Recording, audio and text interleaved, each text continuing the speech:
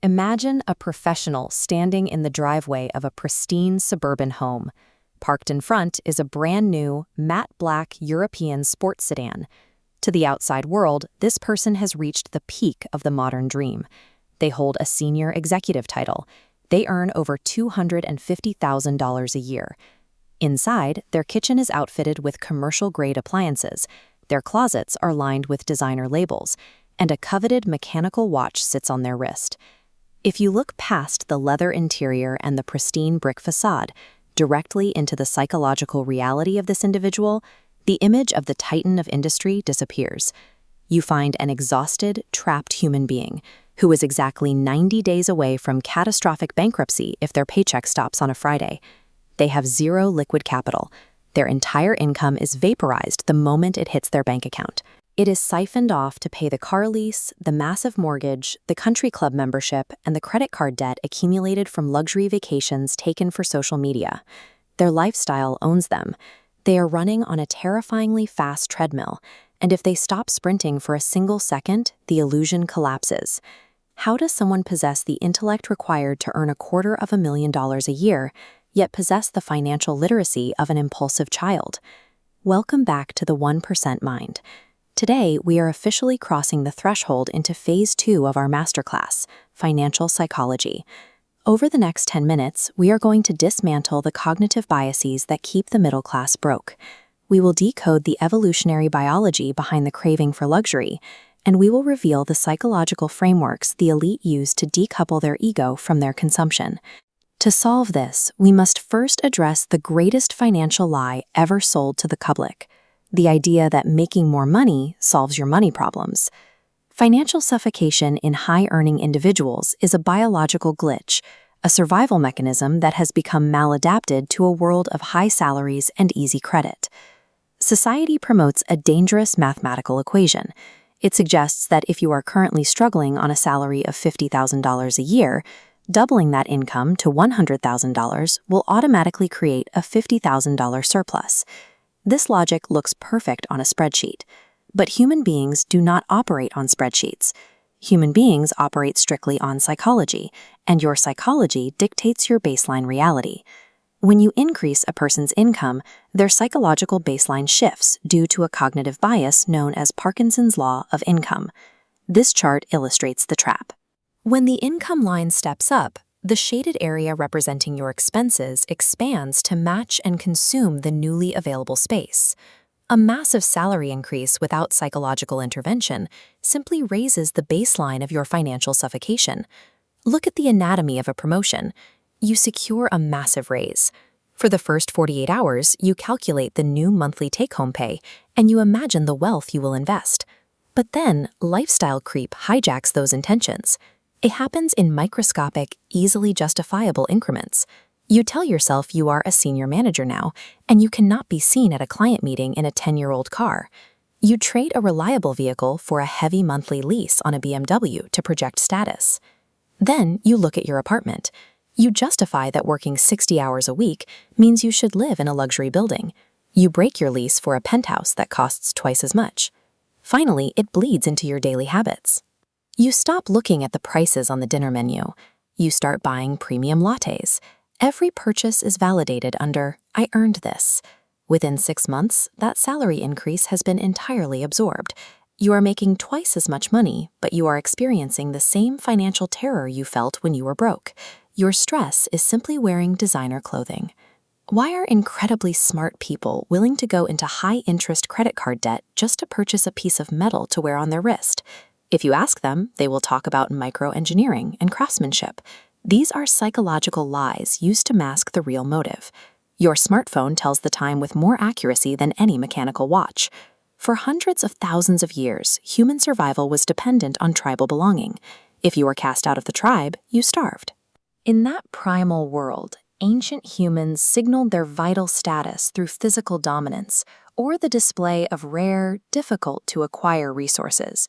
We no longer live in the savannah, but your brain is operating on a primal code that believes if you do not signal your high status, you will be rejected. Evolutionary biologists refer to the modern solution to this problem as the peacock's tail phenomenon. A peacock grows a massive, bright tail. It is a heavy metabolic drain and makes the bird visible to predators. It is grown as a biological flex, communicating to mates, "Look at how fit I am. I can carry this dangerous liability and still survive." When you buy a depreciating luxury car with a massive monthly payment, you are intentionally flashing a financial peacock tail. You are signaling to the tribe that you have so much excess capital, you can set your money on fire and still survive. You must also confront the final addictive trap that drains liquid wealth, the hedonic treadmill. Dopamine is the molecule of anticipation, not the molecule of reward. Think about the massive decision to buy a new television. You spend 3 full days researching reviews and comparing specs. Your brain is flooded with energy, high on the anticipation of the purchase.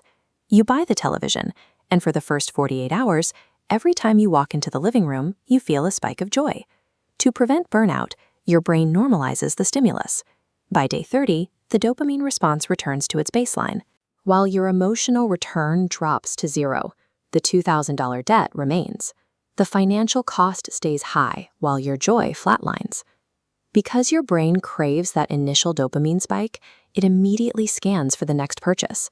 You are locked on a treadmill, bleeding your empire dry to chase a temporary biological illusion. The 99% simply view money as a ticket for consumption. The 1% view money as raw, captured energy. When the elite receive a surplus, they do not upgrade their lifestyle. They take that newly captured energy and deploy every dollar like a soldier to capture more energy, acquiring assets and real estate. This is why self-made multimillionaires often dress simply and drive unassuming cars. Their identity is grounded in actual net worth, so they no longer need to signal their value to a tribe. Wealth is the money you do not see.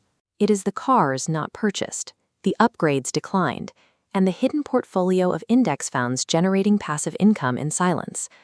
The true elite fundamentally understand that the highest form of status is having absolute, sovereign control over your own time. To escape the status game, you must implement the 1% time value translation protocol. This is a framework the elite use to audit their spending. It decouples the dopamine-driven desire for an item from its actual biological cost. Right now, you view the cost of an item in dollars. You look at a price tag, check your bank account, and decide you can afford it. The 1% view the cost of items in hours of their finite biological life. Start with your salary. Deduct taxes from $100,000, leaving $70,000. Now audit your time. Add your commute and home emails. You dedicate 60 hours a week. Divide $70,000 by 60 hours. Your true hourly wage is $22 an hour. This protocol forces brutal honesty. It strips away the illusion of a high salary and frames your income through the lens of human life. Look back at the example of a $500 designer jacket using this new baseline. You force the translation. You divide that $500 price tag by your $22 true hourly wage. The true cost of that jacket is 22.7 hours of your actual human life. Are you willing to trade nearly 3 entire days of your existence, enduring corporate politics and absence from your family, just to wear a specific logo? By forcing your analytical brain to process the human cost, you create massive psychological friction against the primal urge to spend. The cold math acts as a check on the dopamine system, reframing the purchase as a net loss of your limited life force. Implementing this protocol shifts your identity. You stop behaving like an unconscious consumer and become a defensive allocator of capital. Refusing to play the status game stops the financial bleeding, allowing you to build a fortress of liquid capital. A massive surplus of liquid capital changes how you move through the world. You gain FU money. You walk into the office with unshakable authority and negotiate from a position of leverage, knowing you have years of living expenses sitting in a high-yield account. The 99% use their money to build a prison of lifestyle creep.